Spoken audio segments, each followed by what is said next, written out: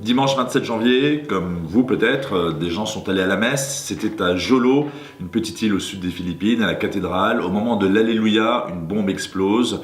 Une deuxième bombe ensuite, lorsque les secours et les forces de l'ordre sont arrivés. Au total, 20 morts, 80 blessés. Un petit peu dangereux, il faut beaucoup de courage pour aller à la messe dans ce genre de région. Et parce qu'on ne sait jamais si on va en ressortir vivant.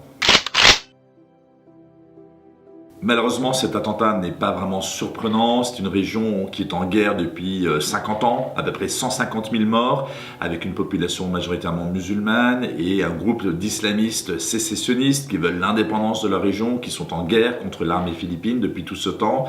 Ils s'en prennent à tous ceux qui ne sont pas musulmans et notamment aux chrétiens, la petite minorité chrétienne qui vit sur place.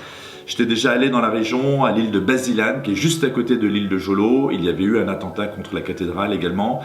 J'avais rencontré l'évêque, les prêtres, les religieuses, les quelques chrétiens qui habitaient là-bas. Ils vivent tous dans une espèce d'inquiétude, même d'angoisse. On ne sait jamais ce qui va arriver le lendemain.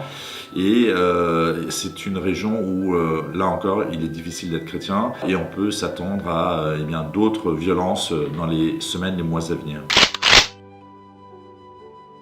Ce problème de l'islam radical qui est en train de se développer dans la région, l'Indonésie n'est pas très loin, mais on constate le même phénomène au sud de la Thaïlande, qui est un pays majoritairement bouddhiste, mais où le sud est majoritairement musulman. On ne sait pas très bien comment ça va évoluer. Pour le moment, ces violences risquent de continuer. Ce qui est très surprenant, c'est que dans les médias français, on a très peu parlé de cet attentat, là encore, et on a un petit peu l'habitude, lorsque des catholiques, lorsque des chrétiens sont visés, lorsque des églises sont détruites, on n'en parle pas beaucoup. Lorsqu'il s'agit d'autres religions, on en parle. D'ailleurs, c'est très bien qu'on en parle pour les autres religions, mais on aimerait peut-être un petit peu de réciprocité et pourquoi pas aussi parler des attentats contre les chrétiens. En tout cas, c'est notre mission et ne serait-ce que parce que ce sont des êtres humains et en tant qu'aide à l'Église en détresse, ce sont nos frères.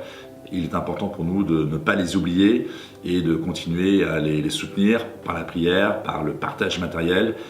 C'est ce qu'ils attendent de nous dans tous ces pays.